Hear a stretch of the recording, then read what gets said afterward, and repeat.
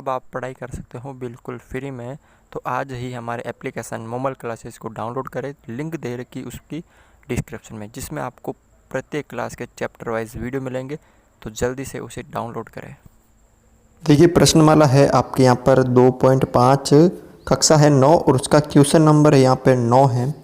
सत्यापित करना है कि आपको ये जो दे रखा है x³ + y³, ठीक है, वो x + y, तो ये LHS ये RHS, यानी आपको बताना ये दोनों बराबर है या नहीं है।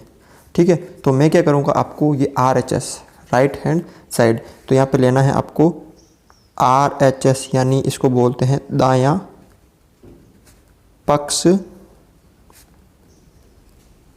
लेने पर आपको ये वाला पद लेना है। ठीक है, अगर इसको सरल करते समय ये वाला आ गया यानी LHS आ गया, तो इसका मतलब हमारा जो ये है सही है। तो x + y फिर x³ - xy + y², ये स्क्वायर है। ठीक है, x² - xy + y²। अब देखो आपको क्या करना है, इन दोनों को गुणा करना। अब गुणा कैसे करते हैं, ये जो x है वो इसके साथ भी गुणा होगा, इसके साथ भी गुणा होगा और इसके साथ भी गुणा होगा। यानी क्या करना है, x को इस वाले पहले पद को पहले पूरे कोष्ठक के साथ गुणा कर दो, x² - xy + y²। ठीक है, पहला काम आपने ये कर दिया। अब आपको क्या करना है कि ये वाला जो x था वो पूरे के साथ गुणा हो गया। ठीक है, अब आपको क्या करना है कि ये जो y है यानी प्लस का y है, इसको भी पूरे कोष्ठक के साथ गुणा करना है। ठीक है, ये आपने गुणा कर दिया, मतलब पहला ये लिखना, उसके साथ ये पूरा लिखना, फिर ये प्लस y। अगर मान लीजिए यहाँ पे प्लस का z होता, प्लस का z होता, तो यहाँ पे प्लस z लगा के एक बार फिर लिखते हैं। उसके बाद प्लस का w होता तो प्लस का w लगा के एक बार पूरा लिखते हैं। ठीक है, प्लस का p होता तो प्लस का p लगा के पूरा लिखते हैं। ठीक है, यानी जितने अंक हो उसको उससे गुणा करना है। अब ये x इसके साथ भी गुणा होगा, यानी x x² के साथ गुणा होगा। फिर देखो प्लस माइनस माइनस x गुणा होगा xy से, प्लस प्लस प्लस x गुणा होगा y² से। ये हो गया पूरा। अब प्लस प्लस प्लस y गुणा होगा x² से, माइनस प्लस माइनस y गुणा होगा xy से, या xy गुणा होगा y से, प्लस प्लस प्लस ये जो y² है y से गुणा होगा, यानी y से गुणा होगा y²। या तो y से y² को y से कर दो या y को y² से कर दो, कोई बात नहीं है। ठीक है, अब यहाँ पर देखो 2x है और 1x है, तो कितने x हो गए, 3x, यानी x³ यानी x³। फिर माइनस 1x और 1x हो गए x² और ये y, प्लस 1x और y² प्लस x² और y, माइनस x एक बार है और y 2 बार है, प्लस y कितने बार हो गया, 3 बार हो गया।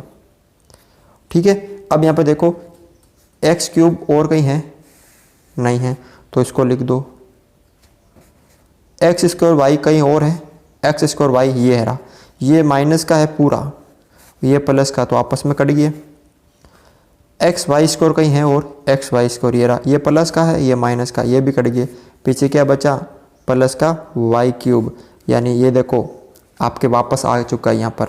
यानी लिख सकते हो LHS बराबर RHS। ठीक है, इति सिद्धम।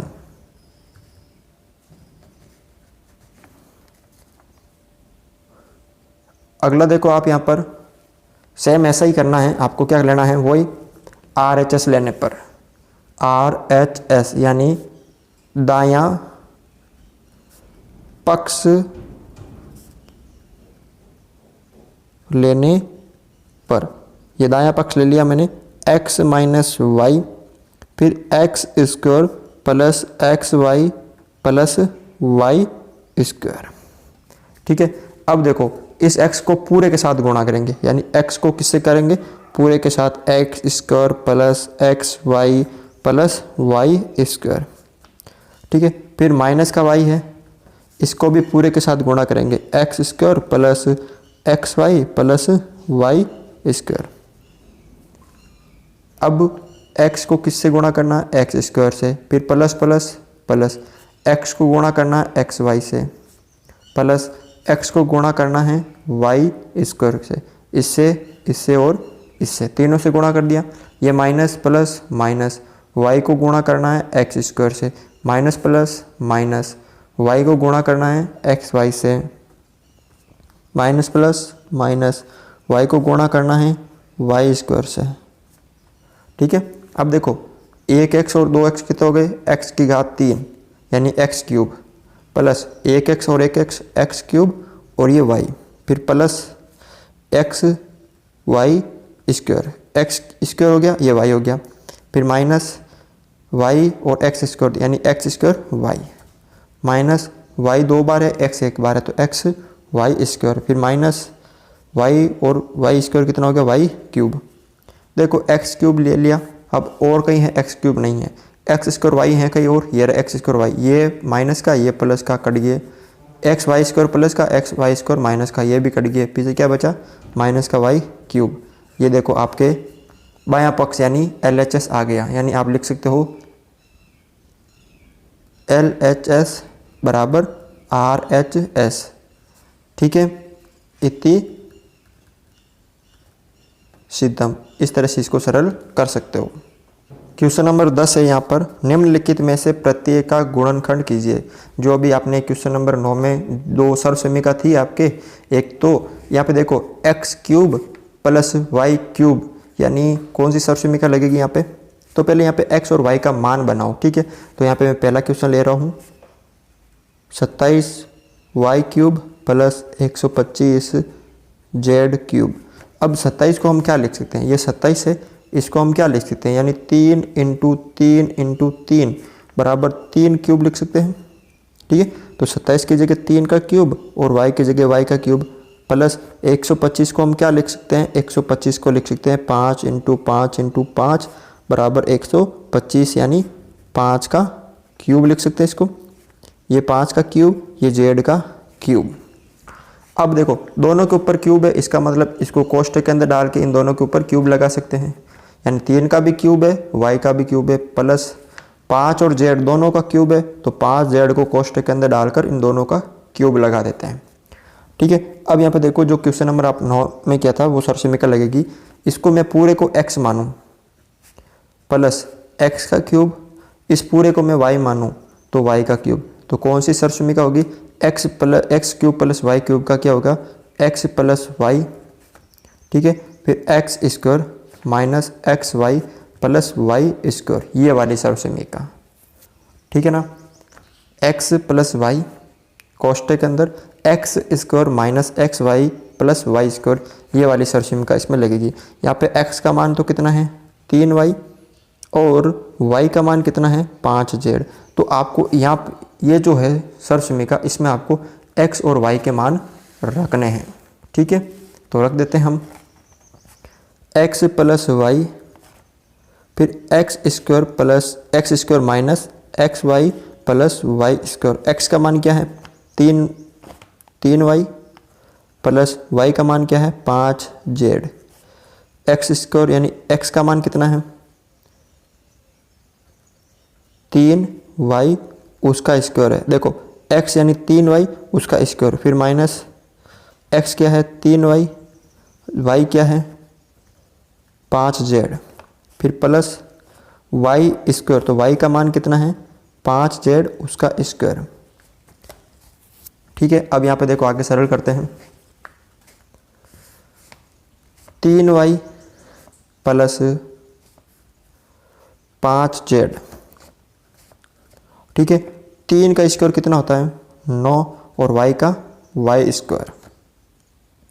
ठीक है, उसके बाद माइनस 3 को 5 से गुणा किया तो 15 और y को z से किया तो y z। ठीक है, फिर प्लस 5 का होता है 25 और z का z स्क्वायर। ठीक है, यही होगा इसका आंसर, यही होगा क्या इसका आंसर। जब आप इनको दोनों को गुणा करोगे, इन दोनों को जब वापस क्या प्राप्त हो जाएगा आपको, ये वाला 27y³ प्लस 125z³। जब आप क्या करोगे, इन दोनों को गुणा करोगे तब। अगला देखो इसका दूसरा है, ये इसका आंसर होगा। ठीक है, अगला है 64m³ माइनस 343n³। अब यहाँ पर 64 को हम 4 की घात 3 लिख सकते हैं, m को m³ माइनस 7 का क्यूब, मतलब 7 का जो घन होता है वो 343 होता है, यानी 7 का क्यूब और n का क्यूब, यानी 4m उसका क्यूब माइनस 7n उसका क्यूब। सरसमीका कौन सी, x³ माइनस y³ वाली, x³ माइनस y³ वाली। ठीक है, तो कौन सी होगी यहाँ पे, x माइनस वाई, फिर x² minus xy plus y²। ठीक है, ये माइनस वाली होगी तो ये सरसमीका होगी आपके। अब x का मान कितना है आपके 4m, y का मान कितना है 7n। ठीक है, तो इसमें आपको मान रखना है x माइनस वाई, फिर x² minus xy plus y²। x का मान है 4m माइनस y का मान है 7n। x² यानी 7m का स्क्वायर माइनस x का मान कितना है 4m इंटू y का मान कितना है 7n प्लस y² यानी 7n का स्क्वायर। अब यहाँ पे देखो 4m माइनस 7n, 4 का होता है 16, m का m²। ठीक है, 4 का स्क्वायर होता है 16, ठीक है, और m का m²। फिर माइनस 4 को 7 से गुणा किया तो 7 चौक 28 mn हो गया, यहाँ पे ये m हो गया और ये हो गया आपके n, प्लस 7 का होता है 49 n²। ठीक है, ये होगा इसका आंसर। तो इस तरह से आप इसको सरल कर सकते हो।